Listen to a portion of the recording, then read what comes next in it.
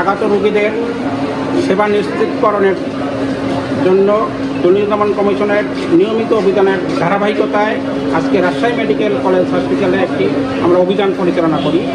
অভিযান পরিচালনা কালে আমরা রাজশাহী মেডিকেলের স্টোর রুম সাথে স্টক রেজিস্টারের সাথে মিলিয়ে দেখি এবং কাগজপত্র সংগ্রহ করি। পানিতে এত ময়লা। বিশুদ্ধ পানির জন্য পিওরশিপের ওয়াটার পিউরিফায়ার নিয়ে নাও। আমরা রেকর্ডপত্র পর্যালোচনা করে কমিশন বরাবর আমাদের প্রতিবেদন দাখিল করব।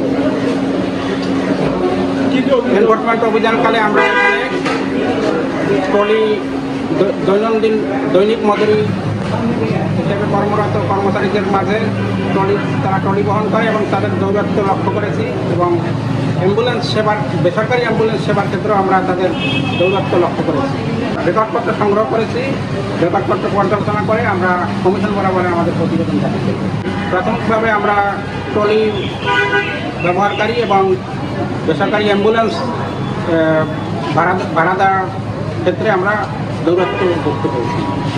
আমরা এই ব্যাপারে কমিশন বরাবর আমরা প্রতিবেদন দাখিল করি।